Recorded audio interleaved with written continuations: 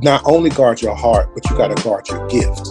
Because what happens is when God gives us, he equips us with our gifts, because the scripture declares that your gift will make room for you. So our gifts that he gives to us are for, not for our personal, but for others. And the Lord basically said, you have to prepare the table, but you can't, it's not your job to feed them too.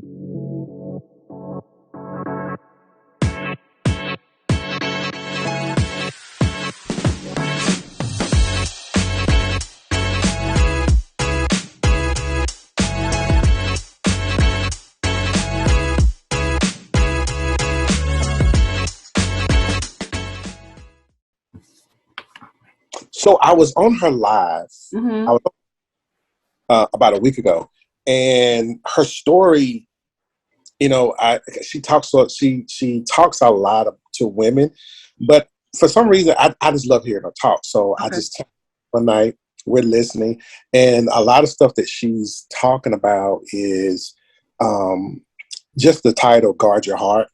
And she was talking about how to properly heal from relationships. And I thought it was for women, but it's actually for men and women. And it's just a complete blueprint. It's written from her personal life experiences. Oh, so I'm talking about, it's good. Like it's super, super good. So I gotta get that. So one night she was on, and it was just a few of us, and she typically does not sleep. And she's got all this energy, like she's talking. I mean, she's dope. And so we started chiming in, just a few of us. And she was like, listen, I don't really do the Facebook platform like I used to. I'm more on Instagram and TikTok. So she said, that's why I went and got a TikTok account, because I wanted to see her stuff. So we were talking. No, she was talking, and she was going through chapter 1. And it was really good. And I'm like, man. And so I made the comment, I need the book. She's like, okay, no problem. I'll get you the book. Okay. Send her the book. So I bought the book that night. And so I'm in the kitchen. I think I get off the live. I'm either in the kitchen or I'm walking around the house. She falls in my spirit. So when she falls in my spirit, I'm like, okay, God, that's something. So I inboxed her and said, hey, this is what I hear the Lord saying. Okay. Amen. I mean, she's very receptive, just dope. And so the next day, going another live, she's talking, and the next night, she's extremely fatigued. I'm talking about just fatigue. She's like so tired. You can tell she's exhausted mentally and physically. And the Lord gave me a word. I shared the word with her. And basically what the word was is, her name of her book is Guard Your Heart. Okay. But what was so awesome was not only guard your heart, but you got to guard your gift. Because what happens is when God gives us, he equips us with our gifts, because the scripture declares that your gift will make room for you. So our gifts that he gives to us are for, not for our personal, but for others. And the Lord basically said, you have to prepare the table, but you can't, it's not your job to feed them too. See, you have to set the table. The Lord, see, God gave you the word. He gave you the message so that you can feed his people. But it's up to them to come to the table and eat. And with that being said, is if you're constantly giving out so much to everybody, then you completely spiritually deprive yourself of what you need to sustain you. So you can't give everything that he gives you to them, because then what happens, because now you're in a fatigue state.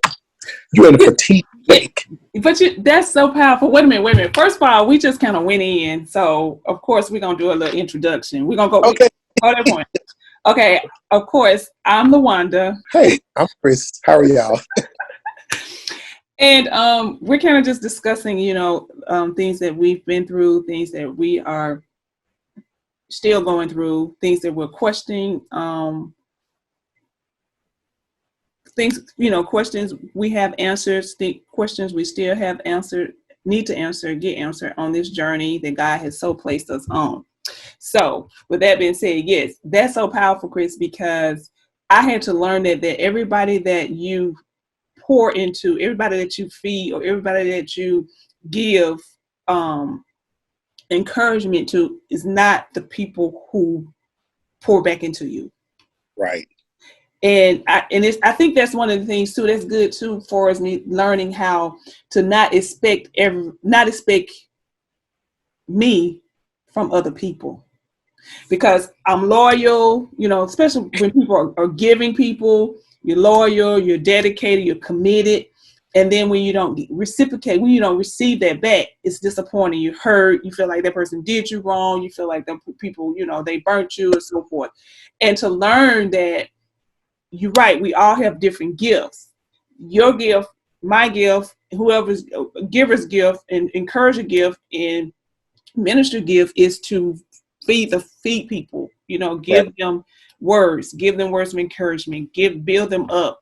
And then we expect to receive that from them. And that's not their job. That's not their job. Yeah. So yes, learning that was very powerful. Learning that is really a whole nother level. It takes you to another level on this journey when you're understanding what your purpose is. Right. I agree. And it also ties into what we're talking about today, is how we actually see ourselves. Because I think a lot, just examining my life now at this present time, I have worn a lot of different hats and done a lot of different things.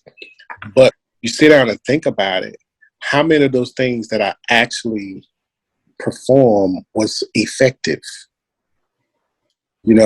Because we can be good at a lot of things, but the question is, what are we called to do? Just because you have the ability to do it, is it in God's plan? Is it in his plan? Because sometimes we can do so much and really not have a lot of impact. So what is the one thing, and I think spending time, building a relationship with God kind of brings that to the forefront. So it's kind of like, okay, I need you. You have a counseling spirit.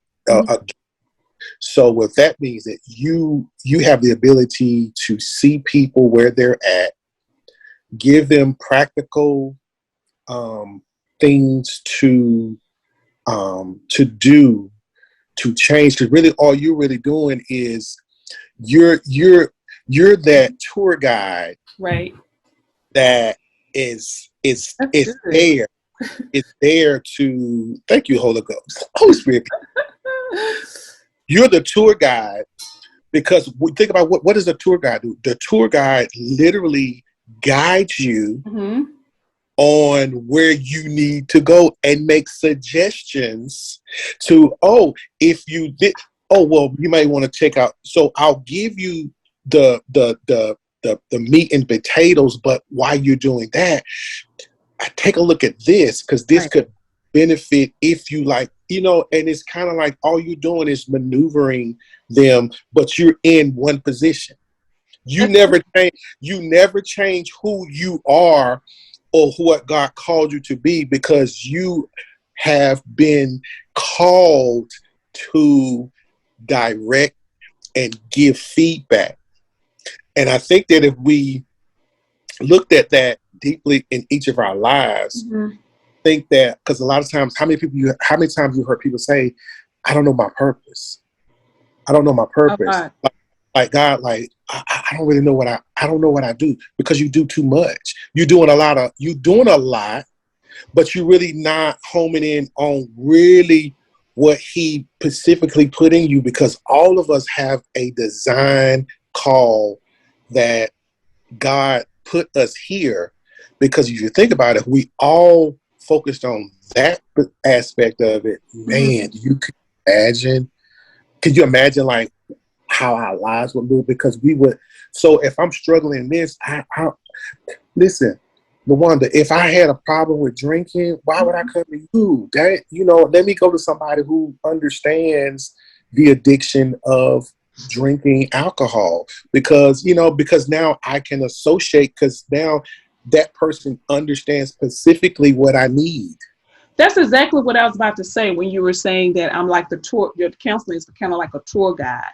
I was sitting here thinking that, yes, it's a tour guide, but at the same time, if you think about the tour guide, the tour guide, the place that you're touring, the specific place, that tour guide studied that place. They know that place. They can tell you, how to go, this way, how to take this road, how to take this, specific journey when you're trying to, view the place, I guess, or make sure that you're visiting the place.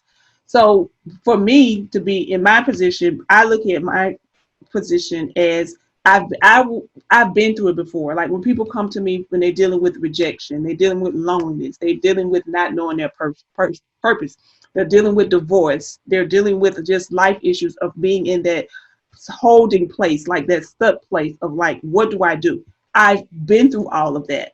Right. I didn't understand it at that time when I was going through it, like why, but I had to learn that that's why I was going through it. And you're right, it's never really about us, the things we go through. And I think a lot of times people don't understand that. They think that what they're going through is specifically, catered to them. They don't understand that it's a reason why, or what the reason is, or, or they look at it as, I guess I want to say that they look at it as asking why instead of what. Right. Why me? But what is the lesson? When we should be asking, what is the lesson? What is God trying to tell me? What is he trying to get me to see? What is he trying to break off me? What is he trying to reveal to me? Instead of why me? Why is this happening to me? Why am I going through this? And I think if we start to change our thought process, but I think thought process, though, Chris, is very, very important.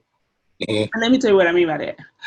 Think about a child. You train, I'm just going to say, think about us. If we knew what we know now, a lot of decisions we would have made differently. Not to say that our journey would have been different.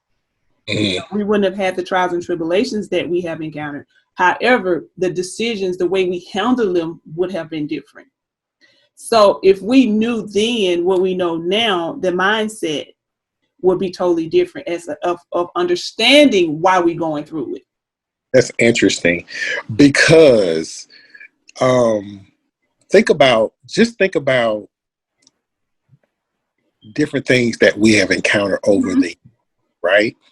So let's just take one instance. For example, for me, okay, so it took a bad marriage to get me to this past my marriage that I had for a couple of weeks, 27 years. Right. It was a hurtful thing. It was embarrassing. But look what came out of it. Now, what's really interesting is what would have happened if I would not have made that choice with the first wife. Would my life look the same now, or would I even be here talking to you? That's really, really, you got to think about it, because it's so crazy, because when I was in a relationship with my first wife, everybody was like, no. And it was too many no's, and I was the only yes. So what would have happened if I said, you know what? Let me step back, because obviously there's some red flags that I have not identified. Then it's a domino effect, because then I would have finished school. You see what I'm saying? So it's that's. But then you have to think about your mindset. Then you have to really think about where you were as your maturity level, your intellect, your thought process. You have those things have to be considered when you start asking those questions, though, because okay, let's say you say everybody was telling you no, but you were saying yes. Okay, as you examine it and examine it now, evaluate it, what was your mindset then? I'm just asking, I don't mean for you to answer, but I'm just saying, think about, where was your mindset then? Your maturity level. That was, at that time, this was the love of your life. This was, what I'm saying, this was where what you wanted to do. So even if sometimes we think about other people or what they say, we have to still think, because even now, people would tell, because right now, okay, I hear from God. I know I hear from God, right? And if I hear something and I share with people who don't hear from him, they're going to say the same thing. They're going to tell me, no, why do you want to do that? That's not, So it's all about where we are in our mindset, in our connection with God. Right. Because if you were at a different place, then you would have been looking for different things. Because red flags, deal breakers, I call them deal breakers. Deal breakers at that age or that mindset will be totally different as you grow and mature. They're not the same, or are they? Or are they? The fact I didn't see the red flags, and I think it's more. It's. I guess sometimes we can be into what we are into at the time. Mm-hmm. It could be right here in front of our eyes. We like, no, that's not the situation. And so for me, in reflection, it was because I felt that she was lacking something from her parents. So I felt that it was my obligation as a boyfriend to show her, because her stepdad was the opposite of what I wanted to be as a father. At the time, my child had come in the world. At the time, I didn't have a relationship with my biological dad. At the time, I was raised by someone who was not my father. You see what I'm saying? So if you look at it like that, and at my age at that time, I had my second car. I was working. I was doing grown man business stuff. Like that was just my whole thing. So my thing was, I felt like I needed to balance her to being the best boyfriend, to making sure her mom them lived down the street from her job. I lived across town. I would get up and drive across town just to pick her up and take her down the street, but her parents wouldn't do. You see what I'm saying? So that was my thought process. And trying to fix it. Fixing, being something, because that wasn't my job. I volunteered to take that job, and it didn't matter to me. But at the time, I felt like that was important. That was it. Nothing else mattered. Why are you getting out your bed when her mom lives down the street, or her dad? They can go pick her up. That's not your responsibility. But that also goes to show you what kind of man. Even at that age, I was demonstrating something greater in me, because that's just me as a person. So in hindsight, yeah. I think too that this is my opinion. This is the one's opinion. I think men were instinctively created to provide and protect. I think in pursue, provide, protect, and pursue. I think that's instinct. However, I don't think some men know how to provide, protect, and pursue. So with that being within you, that was instinct, saying that was like, women are created to, instinctively, we're nurtured by instinct or by creation or whatever. So I think you providing, and you wanted to provide and do those things, that's who you are. You chose to do those things. And at that time, that's what was needed to provide and protect. However, if you think about it, you didn't have a problem doing those things. No. So when did the problem come? I mean, what I mean by that is, why wasn't the relationship able to continue or blossom or evolve into?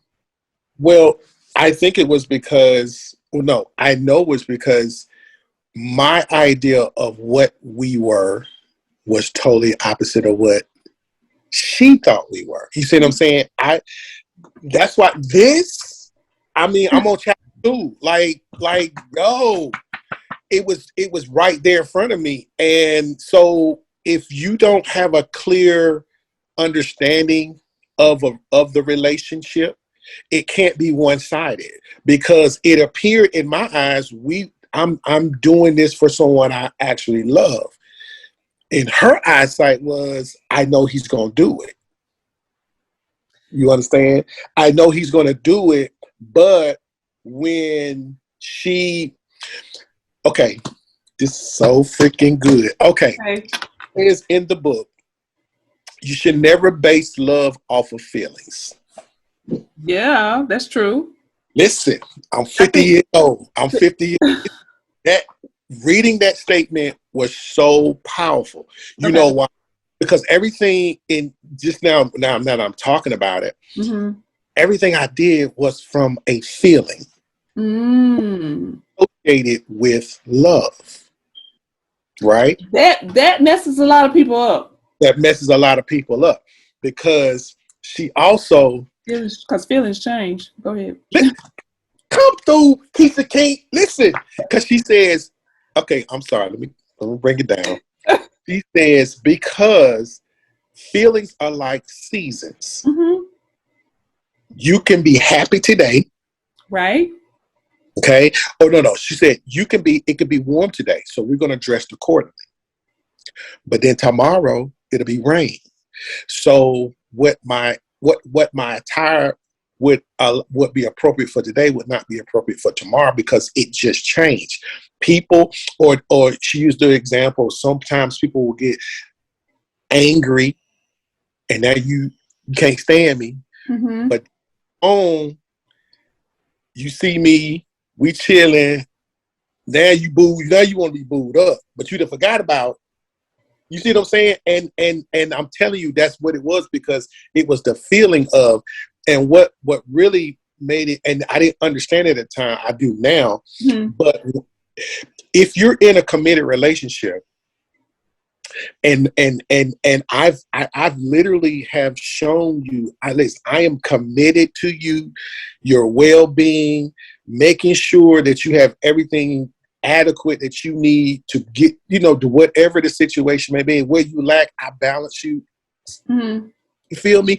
But then when you decide that this is not for you, you have now put the other person in jeopardy, because now they are under the impression that we are solid, but we're really on rocky ground. We're on a foundation that's not able to stand. So then when you can today, hey, you know what? I love you, but this is not for me. But then you have already made the choice to move on with someone else. You're just now you're just informing me, because you have already started another situation. Okay, that's some people do that. Let me say this. Okay, and I'm gonna share, to be transparent about something. Okay, for me, I get that, and I'm gonna go all the way back to relationships. I truly believe relationships are the relationship that people get together, expecting the other person to make them happy, to fill voids,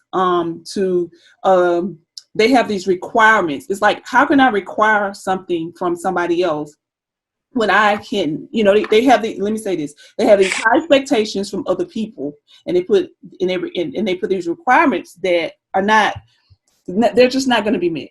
Expectations are, are extreme expectations. And it's because people are looking for other people to make them happy. That's just this is what I'm thinking. And what gets lost is you don't know who you are within yourself, meaning that you are looking for this other person to feel the loneliness that you have. Individuals should be able to manage their loneliness without expecting somebody else to feel it.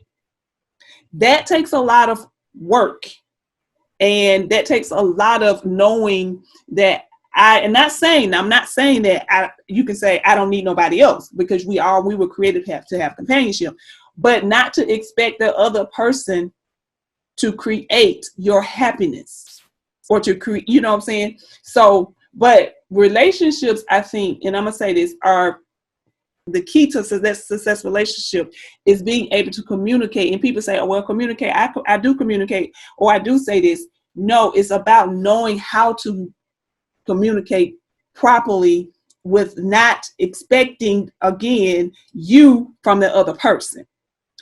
Now, fast forward to what you just said about the person being already detached and moved on. I know for a fact, and I'm gonna share, and this is the first time I've ever said this, shared this publicly. I was married for 16 years. 10 years into the marriage, I had already disconnected. I was already detached. So the next 6 years prior, before divorce, I was going through the motion. I was just going through the motion because I had made up in my mind that, of course, my son, I have a son, my child, I was just gonna make it work for him and do the things that I need to do. And then I was focused on me. I was like, I'm just going to focus on me and my child, me and my son. That's it. And we'll just go through the motion. So for me, I had already detached emotionally 10 years into the marriage. So I went for 6 more years just going through the motion. Yeah. So, and that's because of, like I said, I know for a fact that I'm a very loyal person. So my commitment was not to saying, okay, I'm gonna be somebody else, because I wasn't thinking of that. My commitment, what I'm thinking of, okay, let's roll up these sleeves and do what we can to make it work. You cannot make something work if there are 2 people not willing. And if that other person is willing to their limits and not considering the other party that's involved. And I think that's what happens. I think people get together for the wrong, and I'm not going to say the wrong reasons. I'm going to say where they were at that particular time, which is not fair. And I've noticed 2 things happens with people in relationships. They're going to grow with you, or they're going to grow apart from you.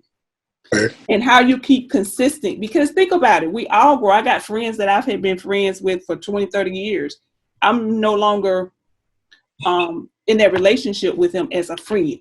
You know what I'm saying? I'm cordial, I'm nice, I'm cool, I wish them well, I love them, but we can't sit at the same tables anymore on that level, because I've outgrown them. They've outgrown me, and and it's okay.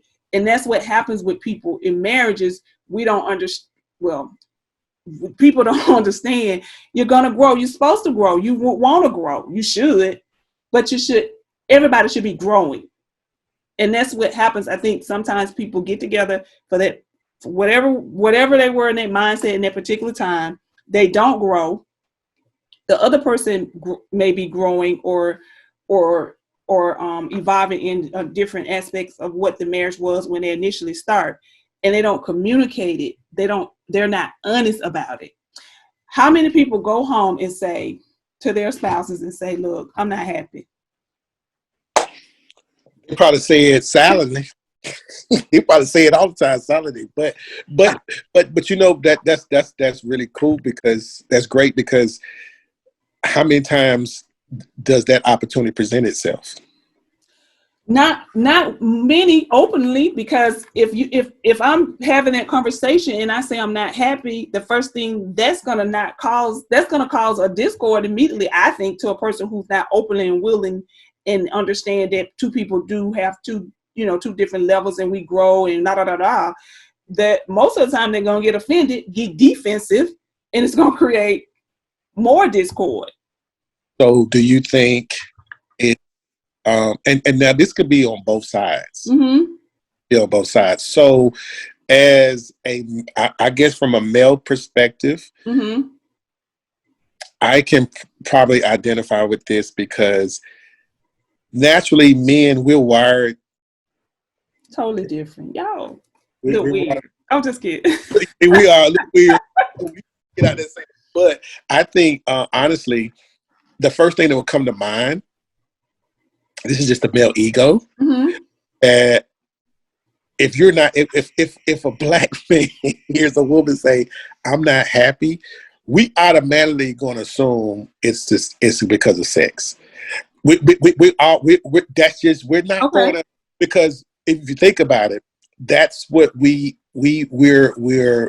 visual Mm-hmm. people.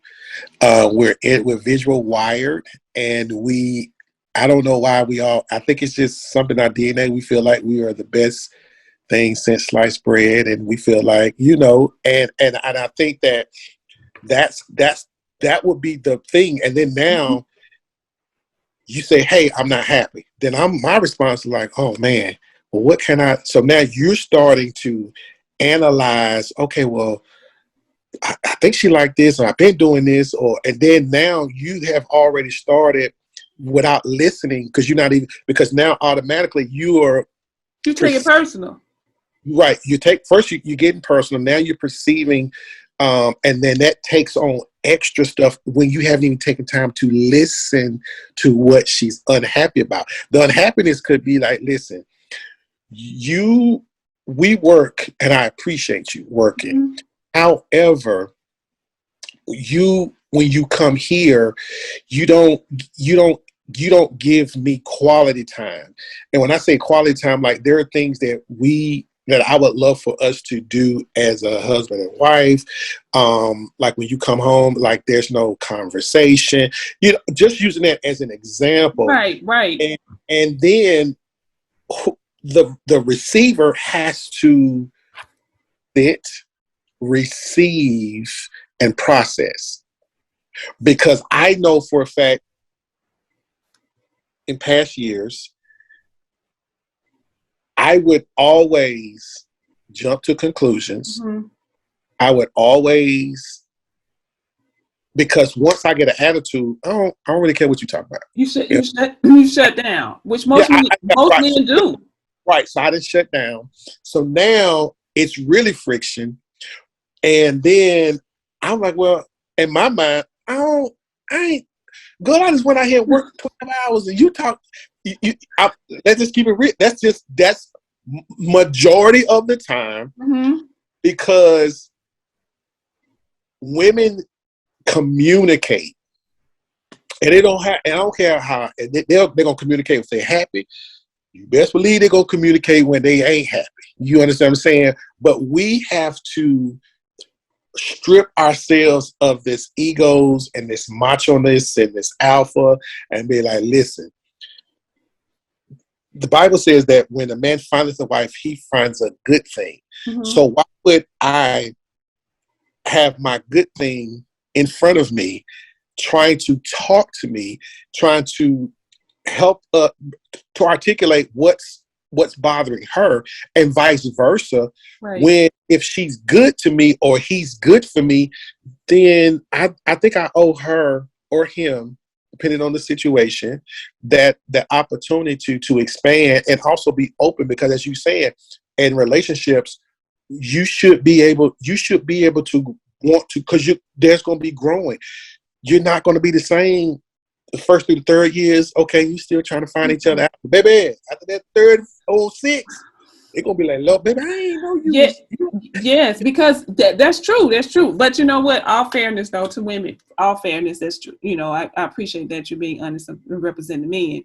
But women should also learn how to better communicate with with men. And what I mean by that is, a lot of times this is what I hear too from several men that I see in counseling, the nagging, and especially when I'm doing marital counseling, the nagging, the nagging, the nagging.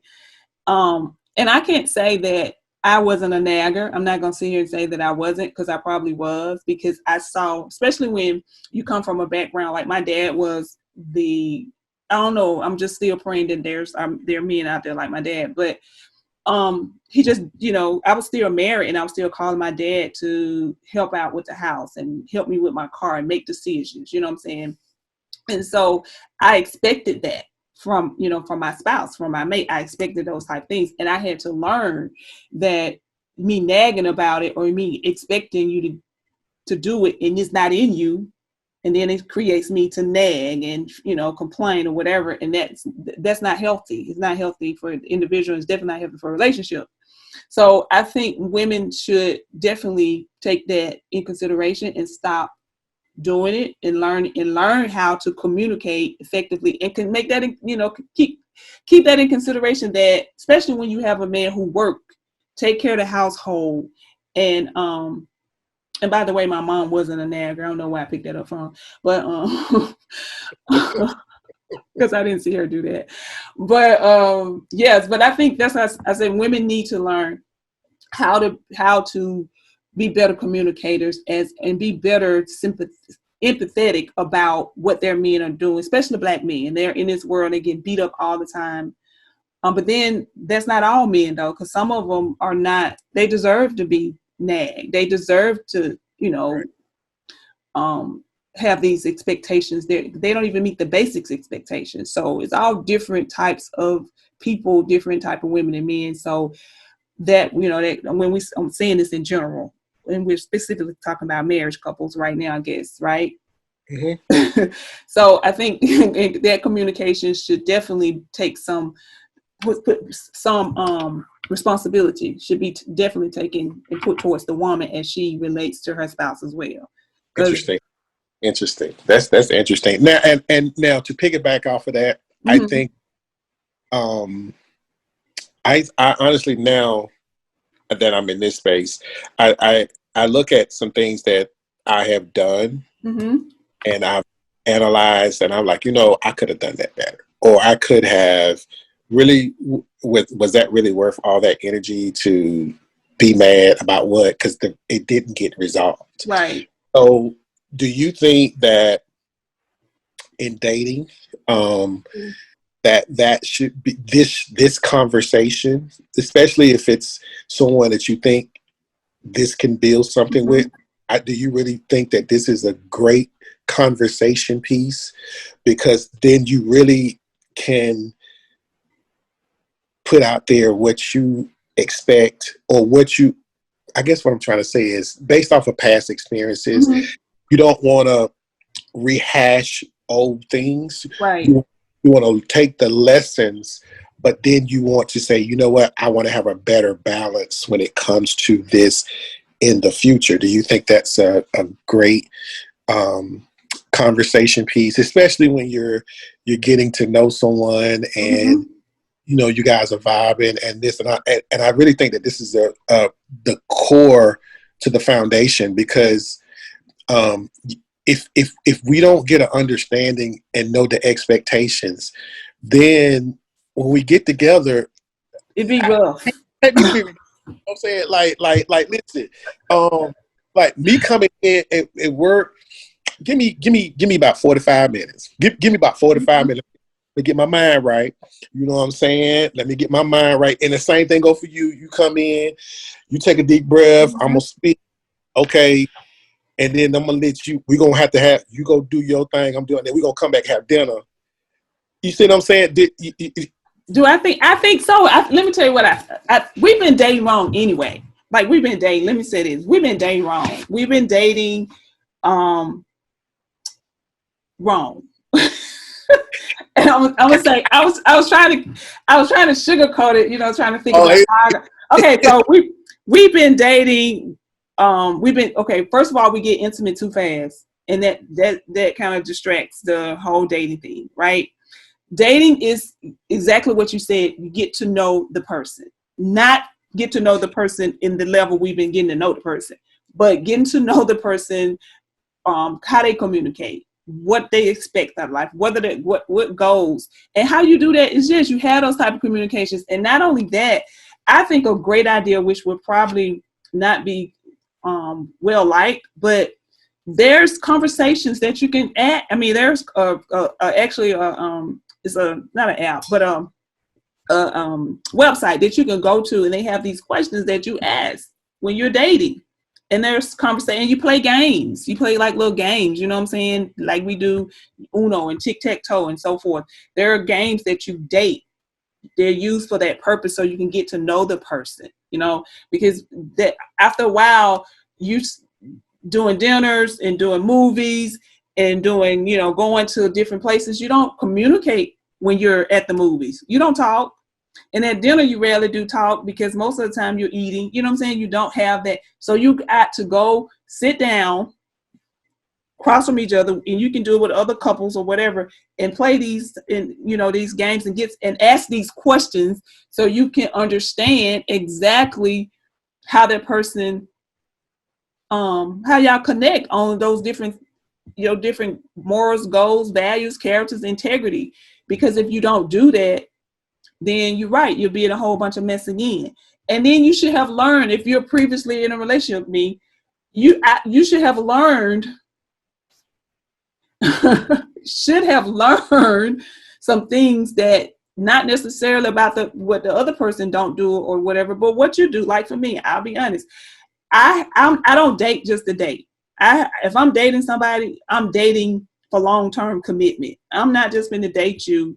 So me personally, I may come off a little, I'm going to ask them questions initially. Like, what are your goals? What do you think? What are your deal breakers? What do you like to do? Whatever. I ain't got time. I'm almost 50. I don't have time to get to trying to know you like that. I'm just kidding. But, but those questions should be you know, you should ask those questions. You should have those conversations. Definitely. And that's why I said we've been dating wrong. We haven't been asked this. It's like, I guess before it was kind of scared to know.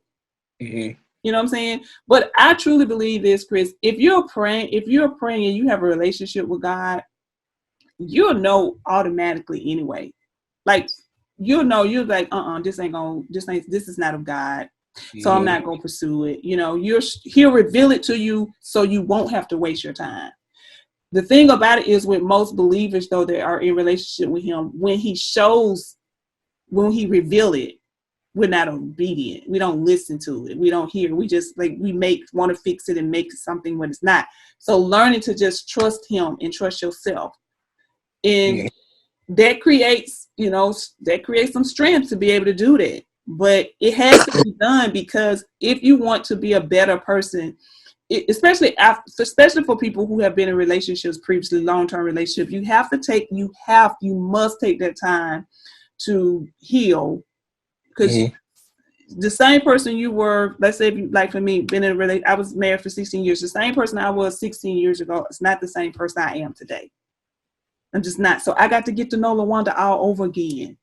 Yeah. Spend this time with her to know, and then, you know, be the best LaWanda. So the next relationship I get into, I won't have these unexpected requirements from old dude that he ain't gonna be able to make. I'll know. You ain't. I'm all right. You know.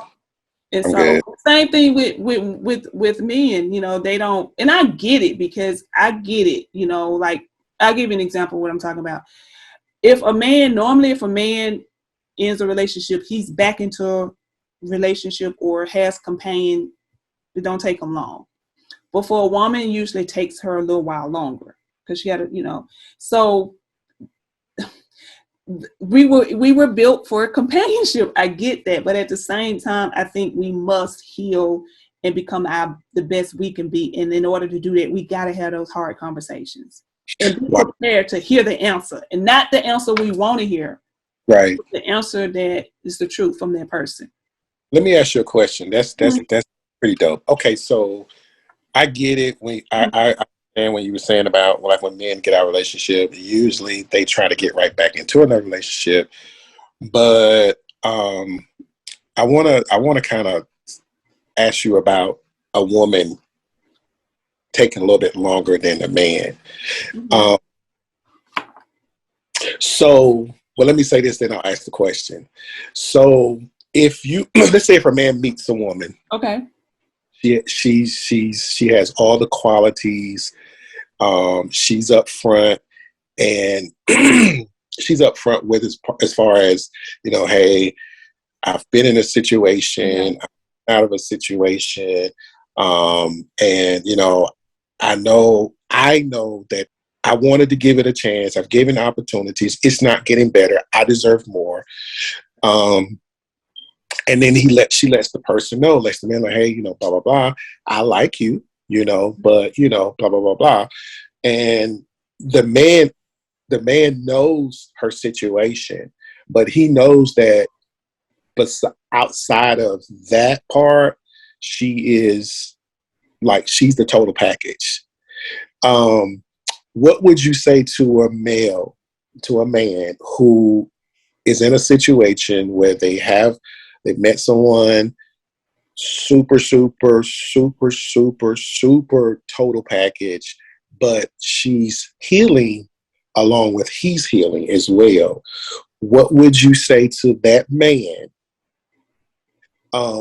to, I guess, what would you say? You're saying to encourage the man to be patient. Mm-hmm. To be patient, yeah. And here's the thing, and the man has patience. And the man has patience. Mm-hmm. And he has options. But the options is just an option because he's not interested in the option. Mm-hmm. He knows, and here's the thing, a man knows when he meets a woman, he knows that's the one. Okay. It may take some time. It may take time.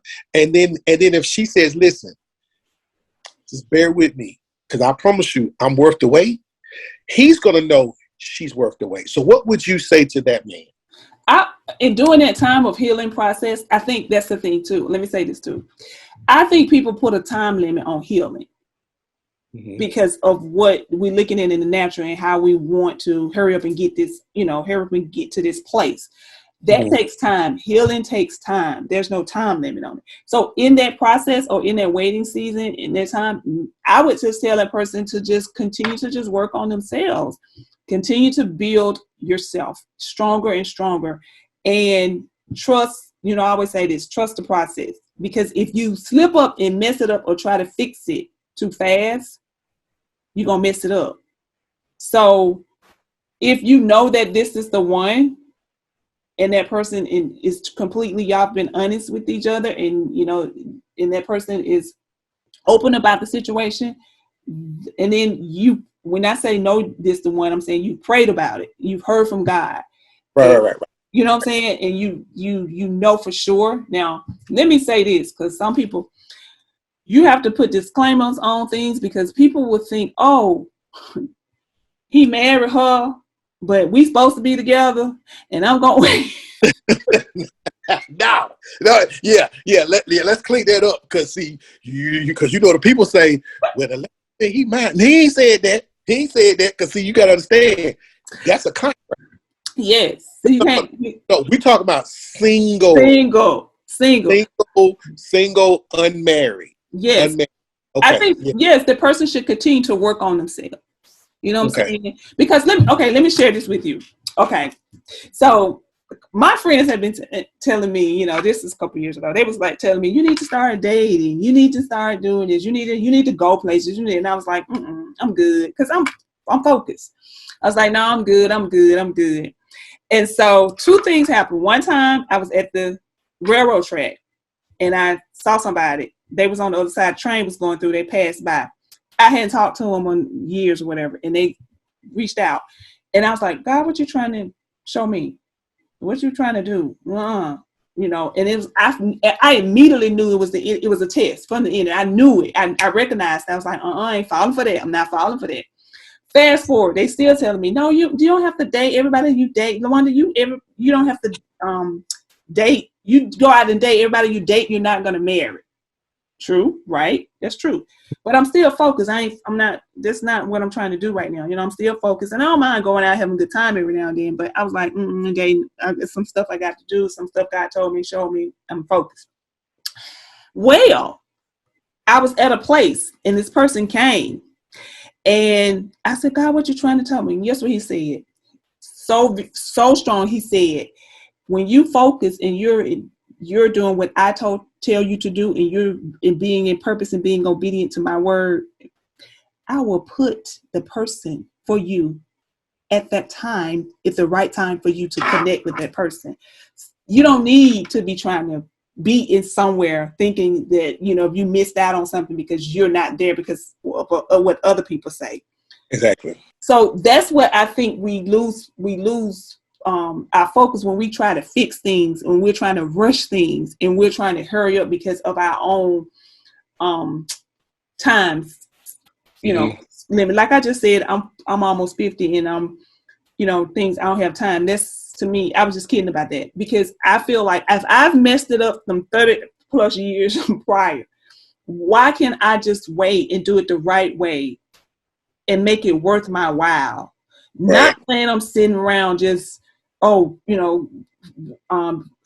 working. You know, I got faith and I'm not working my faith, but I'm Right. working I have the faith and I'm working the faith and I'm staying consistent. So my encouragement to answer to that would be to continue to doing what you're doing to that person. Just keep working on you, keep believing and keep on God's, keep standing on what God has promised you and not try to fix it or force anything beforehand. Gotcha. Wow. That's really good. And I liked when you said not allowing people to try to influence you. Mm-hmm. As you know, it's interesting because I think, you know, I think people don't really mean harm. I You think know. they, you know, I think they like, hey, I think, you know, this person's nice, and I think they'll make a great person for you. You don't know me, because you got to understand is when you're going through something or you've been through something, you typically change for the better. So what could maybe appeal to me 10 years ago is a little bit different now, because now I'm looking for someone who has a heart for God, that has a heart for people, that Mm-hmm. has a heart for marriage, that has a heart to love her husband unconditionally and receive it, be reciprocated back to her. That there's ultimately oneness, you know, understanding to have an intimate relationship with God and Mm-hmm. with God in their personal lives, but and then in their marriage. That's important to me. Right. And That's important to me. that's growth. That's growth. And that is so powerful because you won't miss it when you live all those principles. And honestly, um, even how I value work now. Mm-hmm.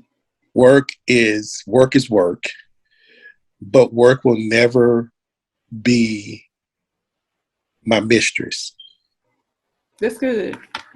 because I can always say when I'm working to take care of you, Mm-hmm.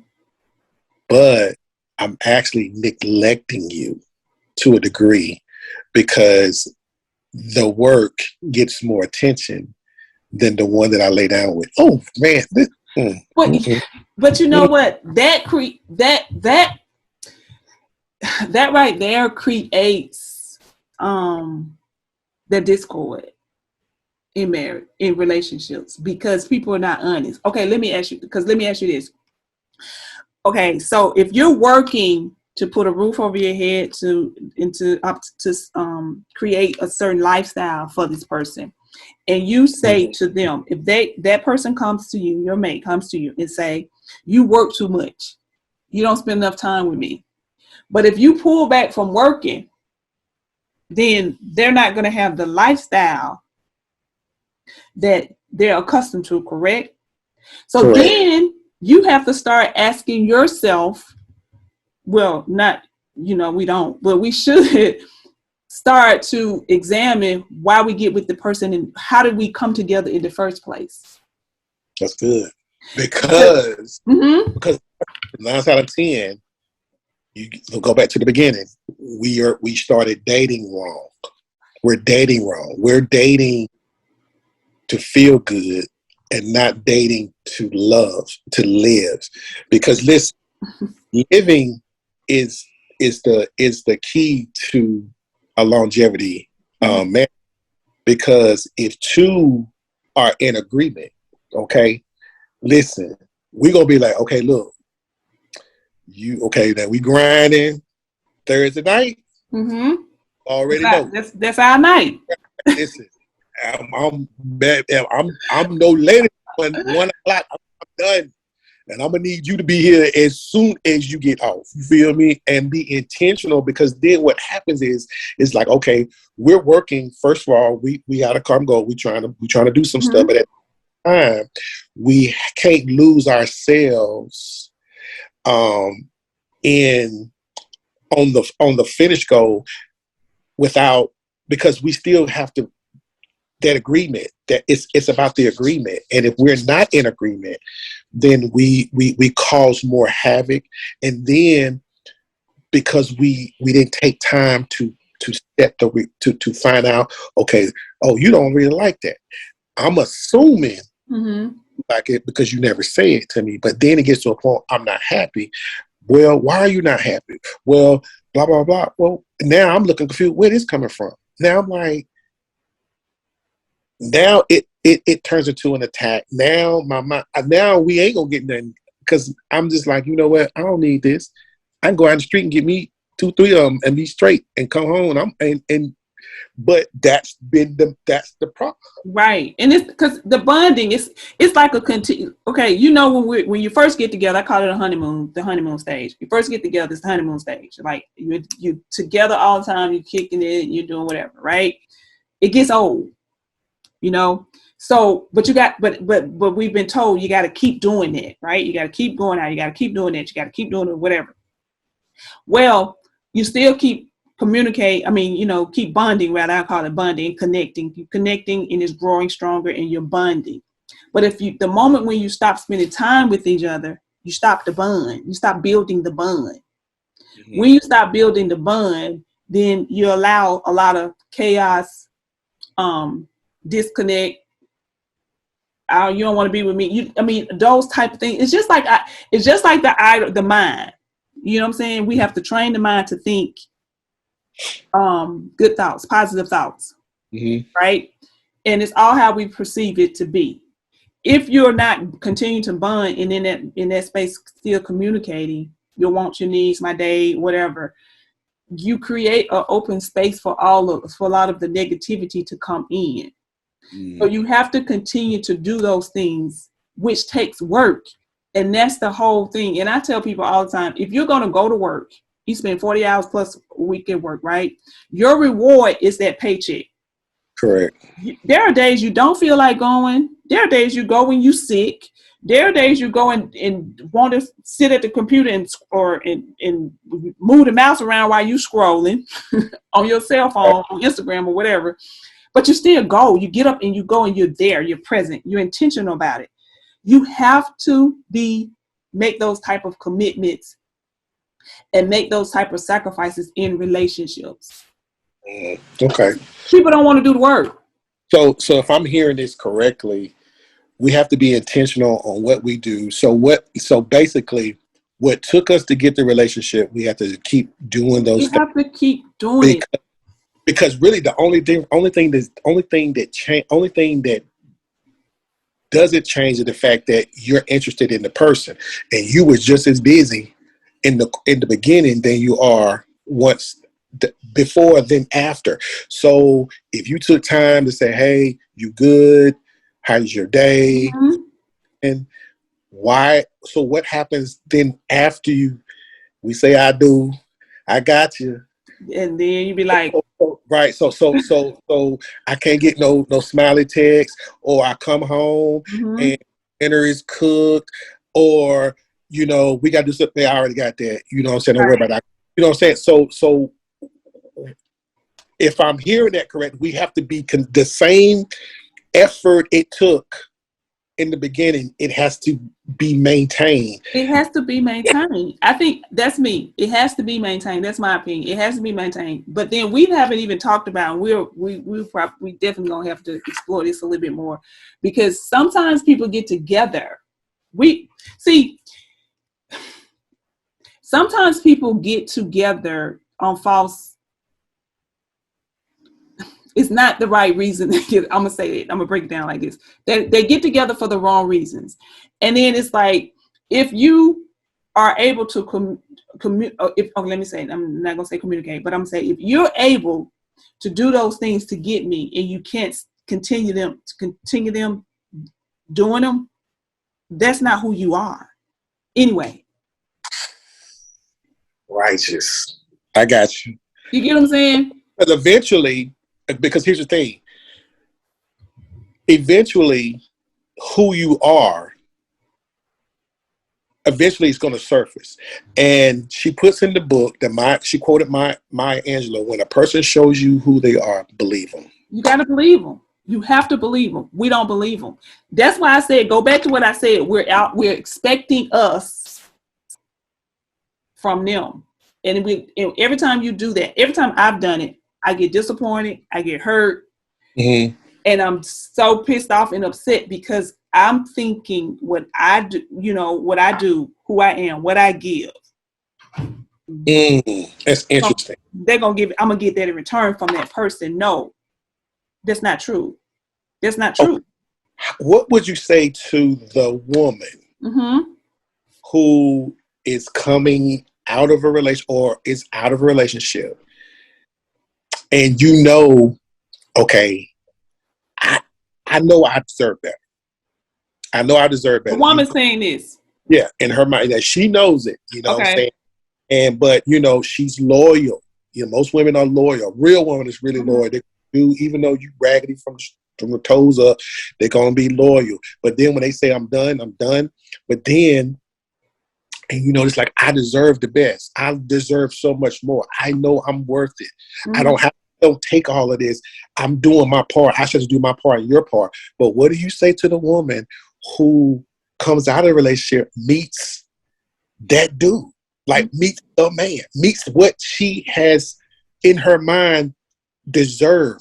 What do you say to that woman? Because here's the thing, because when you are in a dysfunction for so long, when you finally find, because what I personally think is, it's going to be a struggle for a while because you're just used to being just whatever. And then this other person is like, no, you better than that. And then they're speaking life into you and they're always uplifting you. And then in the woman's mind, it's like, oh, this is what okay. But then that past kind of tugs, because now it's kind of like, oh, this look good. But then you revert back, well, this is how that started and this is where it ended up. So what would you say to that woman? Because then she really doesn't give the new person the opportunity to, because and I'm serious, because how many of us have been in craziness for so long that when sane shows up, we don't know it's actually real. So what do you say? We don't recognize it. But that's why it's so important. That's why it's so important to heal, because you will miss an opportunity because you're reflecting that past relationship. You're bringing that to the new relationship. And if you function that way, you will miss you will not live your best potential that you say. If you deserve it, let me say this. If you know you just, excuse me, if you know you deserve it, then, and you understand that you'll heal, you'll recognize it. You will recognize it and you won't be afraid. But this is what happens to people. When you're in a relationship and you give your all and you love, we have got to learn that opportunities of that nature. See, we can't operate. We start operating out of when we've been hurt and rejected and so forth, and pain, had been living a life of pain. We put these barriers up, these blockage, right? That's why I say it's important to heal. But you have to learn that and love as if to not try to control the outcome and just engage in the moment. And that's what we do. Let me say this. We can't not control the other person hurting us. We can't. Right. We can't. If it feels feels good. And when I say this, I'm not talking about feel. I'm saying the connection. You've been believing this. You've been praying, and you know that this is the right relationship, and y'all have a great connection. And you know this of God. This is of God. I keep putting it on there because it's very important. You know that. You know this, and you don't openly love. That means that you are not healed and you don't trust God. Because if you trust Him and you wholeheartedly believe it, you'll trust yourself when it comes to being honest about this. That's good. But but I've learned this too, and this is so good. This was good for me. I had to tell myself, stop judging how I open my heart based on what the other person is. How can I say? I don't want to say not telling me, or based on me judging how they're going to treat me, because I'm solely responsible how I teach you how to treat me, right? So if I allow it, then it's on me. Facts. You get what I'm saying? So enjoy it. I had to learn to just be open and honest. And what I mean by that is, if I recognize something, I've been through it. I done learned the red flags. I done learned what my deal breakers are. If I recognize it, be comfortable enough with trusting myself to say, that ain't it, or this is it. And if I choose to say this is it, and then it does not end up being it, I immediately go to what I learned. What did I learn from this? Mm-hmm. What did I learn from this? Instead of feeling rejected or feeling like, disappointed to the point where, okay, I got some more learning to do. What I need to learn from that. Right. But to answer your question about love, and we do it. We put barriers up, and we got to study the books, the scriptures on removing those barriers. Because if you know it's God, you'll feel it without a shadow of doubt. You'll know this it right here, and you'll open them up, and you'll trust yourself. But first of all, you have to trust God. But I've learned this too, though, Chris, because we always said trust ourselves. God lives within us. Mm-hmm. So when I say trust myself about something, I'm saying I trust, because God is within me. So I trust. If I trust Him, I trust me. If I don't trust me, I don't trust Him. Right. And that's what we have to learn to do. Trust it. And then ask some questions like, what's the worst thing could happen? What's the worst thing could happen now? If I'm going through this, I'm feeling this, I'm doing this, and this feel right, this feel good. What's the worst thing could happen? He break my heart again. Wow, I've been broken. I survived it. Or this might be the best thing that ever happened to me. And then I'm gonna miss it. That's what right. I don't want to miss it. And that's why, and I think that's why it's so dope to just really always be in prayer. Mm-hmm. Is embracing loneliness. It's really, I think what I'm learning is loneliness is teaching me about how to appreciate relationships, to appreciate that good thing that the scripture declares in Proverbs, mm-hmm. to understand that time is of essence, and your life, how you live, all determines on your outlook and how you view yourself. You view your past relationships, the lessons you've learned, and then sometimes God has to hold some stuff up. He's got to hold some stuff up, because here's the thing: when you go through things, it teaches you. It should teach you things how to be better. Mm-hmm. Perfect, you know what I'm saying? No one's perfect, but I think that for me, and I can speak for me, when I marry again, like for real, mm-hmm. I love being married. That's just dope. but I think that I'm going to be the bomb husband because it's not about me. It's not about me. It is so bigger than just me. It's so much bigger than what I feel like I deserve. Because if we're really in covenant and we walk in what the scripture says, then we are in agreement. So where there's agreement, the Bible says where what God put together, let no man can't nothing. That includes children, jobs, money, egos. And I think that we have to understand our roles as male and female. That's good. We should understand our roles. We should have conversation. And listen, something as simple as, hey, how's your day? I can't wait to do that again. Or, hey, let me rub your feet. You feel me? Hey, let's just get up on the couch and just chill. Let's go to the park. That's what loneliness is teaching me. Is like, listen, man, you're not gonna be like this because you're too great of a king to be by yourself. You understand? That's good. That's good. But that's also teaching you that the small things matters more than the most things. Oh man, you know the small things matters. They make most difference than anything else. And you know what's crazy? If men would get this, I think that our relationships will be so dope. It's not how big the ring is, which I think you should honor your at your level. Okay, don't go break the bank.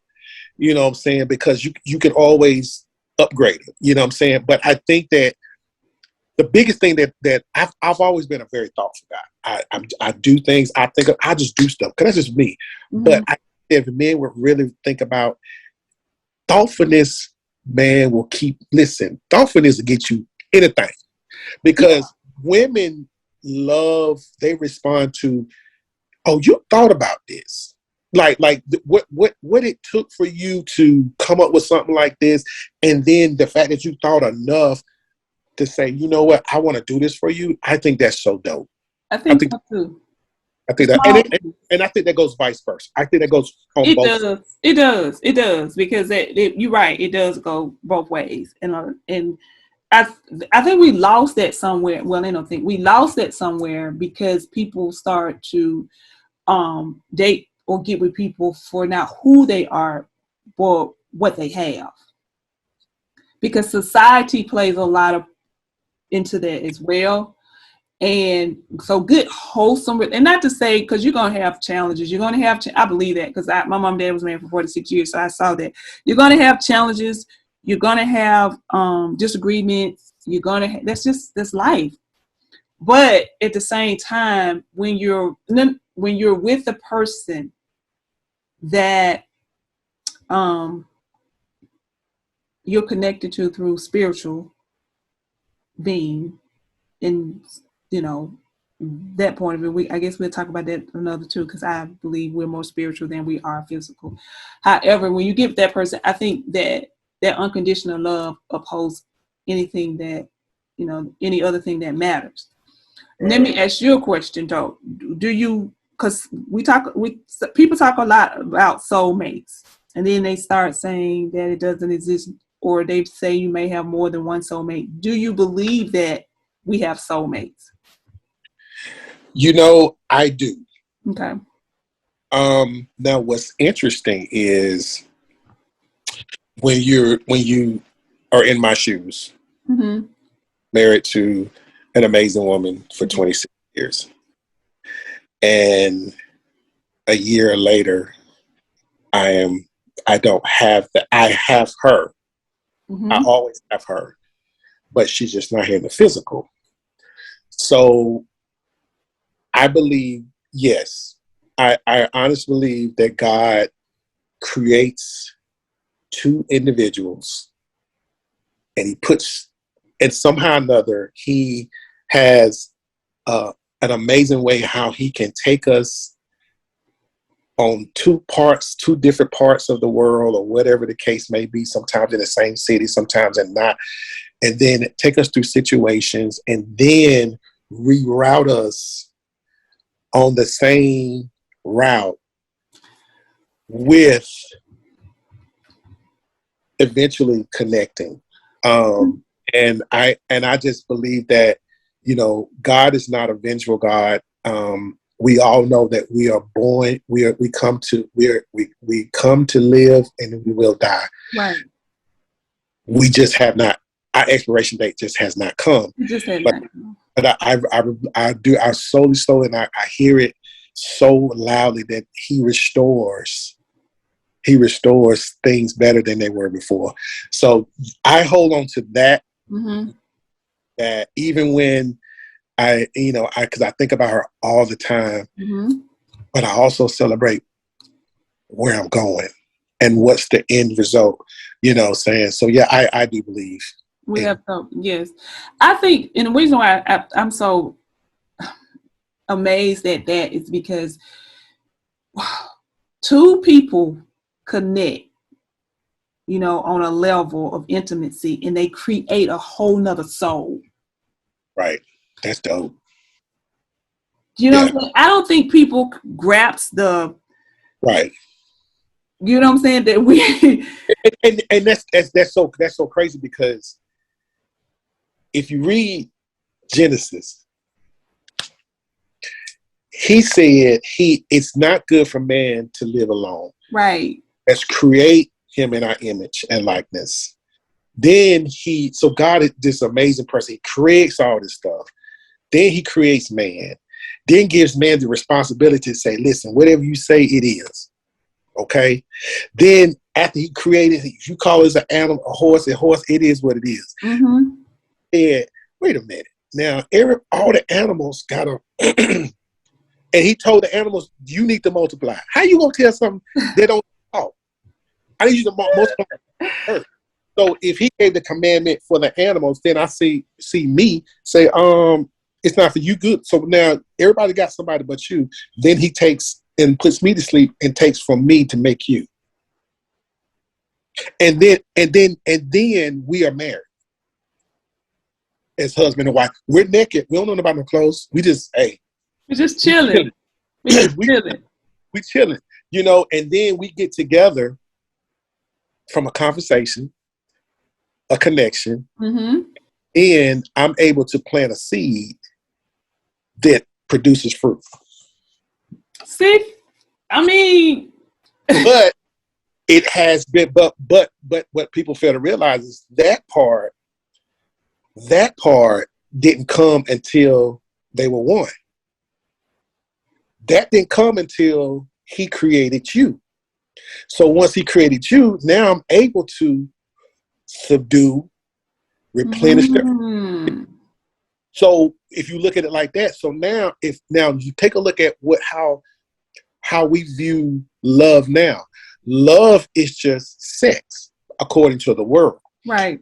That's why women are not happy with their bodies, and they're having breasts, and they're having butt lifts, and they're having cheeks, all to have this perfectness. But if you go back to the Garden of Eden, they were all we were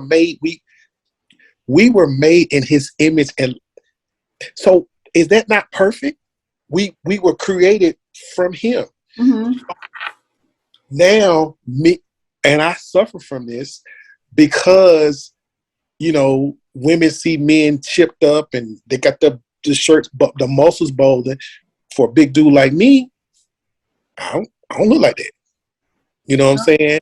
Because you've been around your girlfriend. Ooh, well, he fine. You know what I'm saying? And then most people, if a man hear that, like, well, what's fine? Right. They just go to show you how society. We allow society to define what is and what isn't.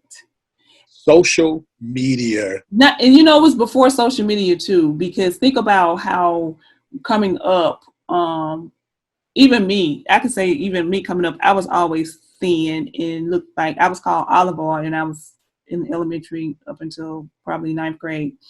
Because I was tall, skinny, everybody else had to catch up with me, and I was really skinny, goofy looking. So I was made to feel bad about how I look based on what they measure was presentable and acceptable. Right.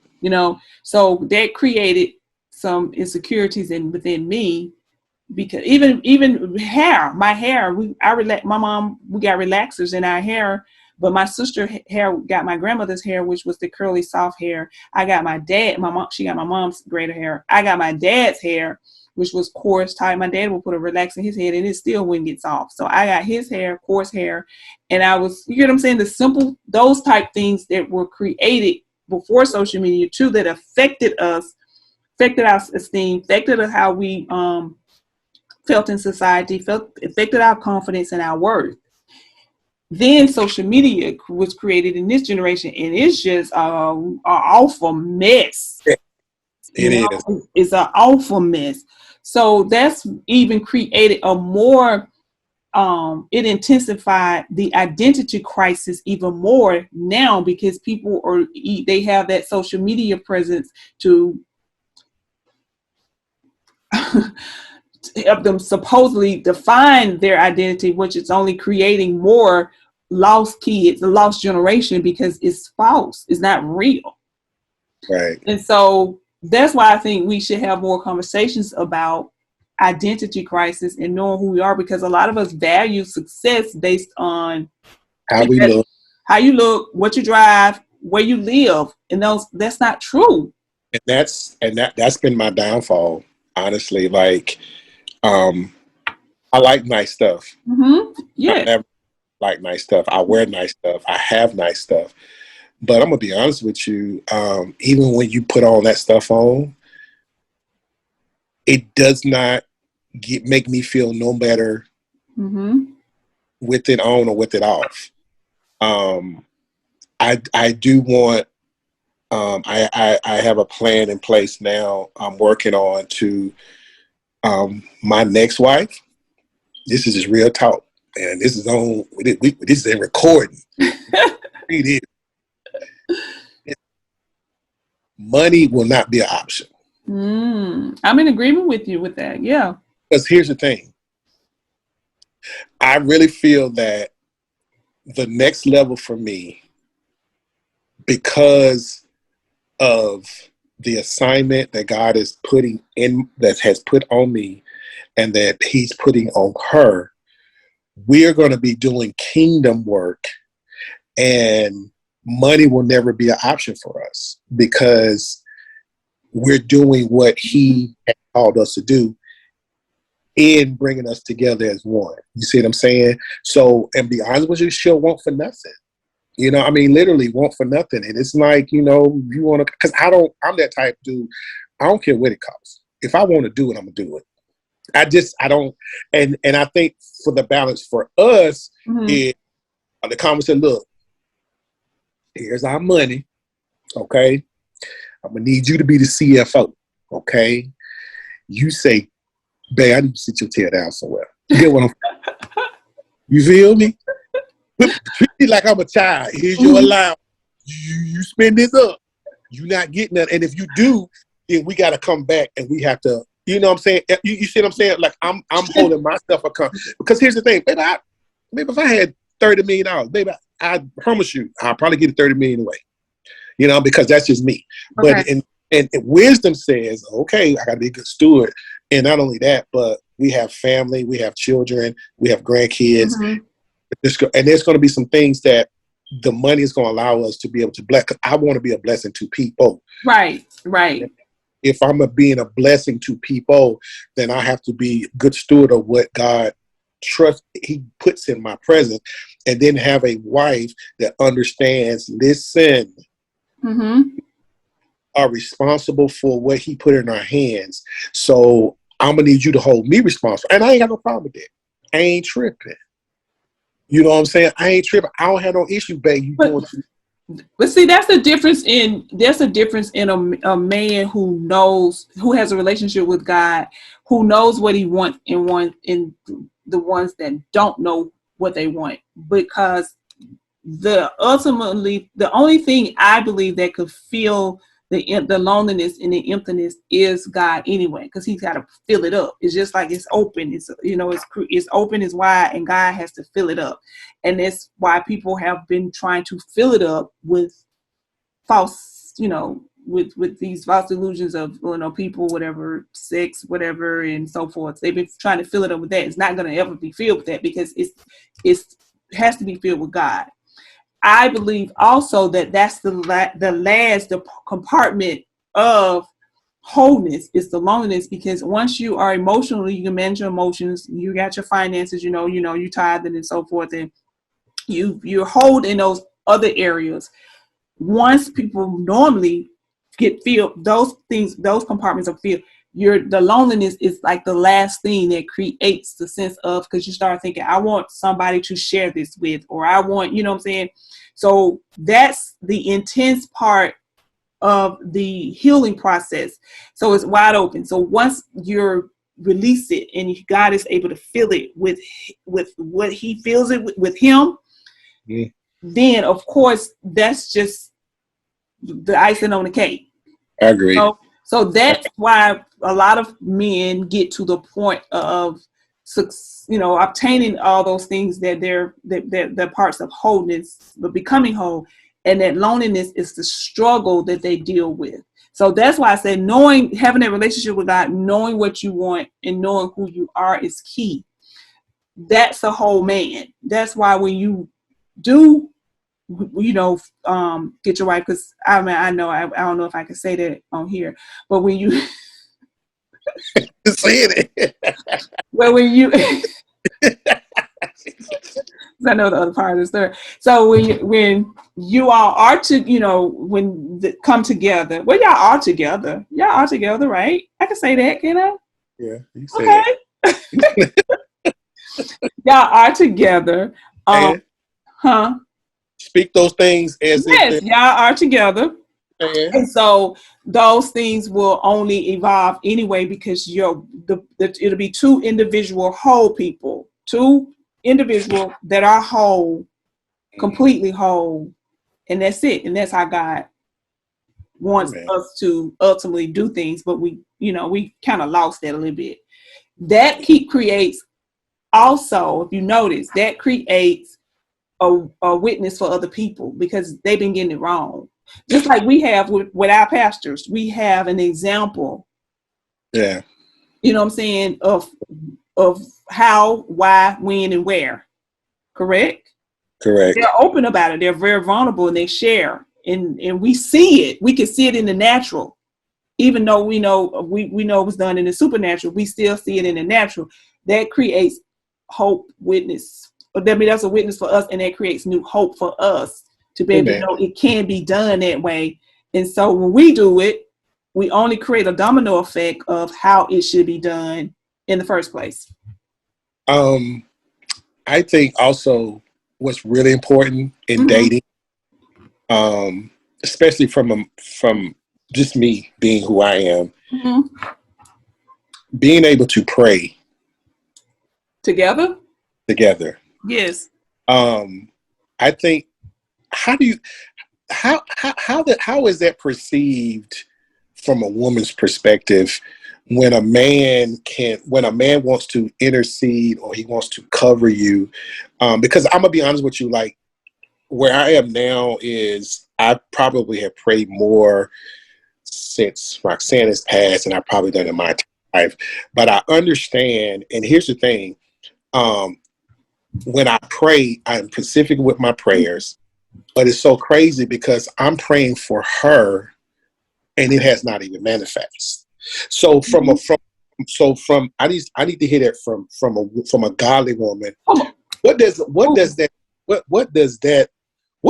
do for a woman, knowing that there's someone